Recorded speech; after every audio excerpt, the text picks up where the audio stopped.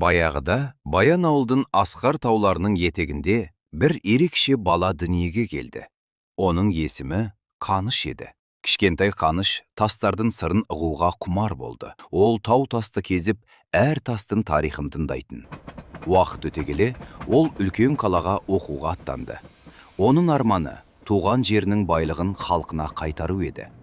Томск қаласында ол ең үздік ұстаздардан білім алды. Түндер бойы карталар мен кітаптарды зерттеді. Содан кейін ол Жезқазғанның қайнаған ыстық таласына келді. Онда ешкім сенбеген үлкен қазына жатқан еді.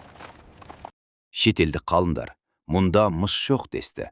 Бірақ Қаныш өз жеріне және біліміне сенді. Ол жерді қазып, алғашқы мыс кенін тапқанда, оның көздері қуаныштан оттай жанды. Бұл нағыз жеңіс еді. Көп ұзамай Жезқазғанда үлкен зауыттар бой көтерді. Бірақ күтпеген жерден соғыс басталды.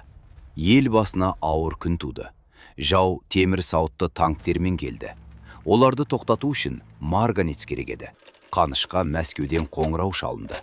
Бізге тез арада марганец тауып бер. Қаныш Сәтбаев жезді кенішін небәрі 38 күнде іске қосты. Бұл нағыз ерлік еді. Жеңістен кейін Қаныш атамыз қазақ ғылымын биікке көтерді. Ол Қазақстан ғылым академиясының негізін қалап, оның тұңғыш президенті болды. Тіпті алыс Лондонда Уинстон Черчилль оның біліміне таңғалып, қазақтардың бәрі сіздей ме деп сұраған. Қаныш атамыз тек ғалым емес, домбырада шебер ойнаған өнерпаз да болған.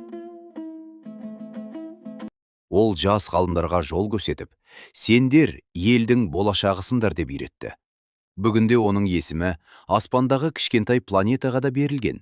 Ол жұлдыз болып бізге қарап тұр. Қаныш Сәтбаевтың арқасында біз бай әрі бақытты елде тұрып жатырмыз. Ұлы ғалымның мұрасы мәңгі жасайды. Ол біздің мақтанышымыз.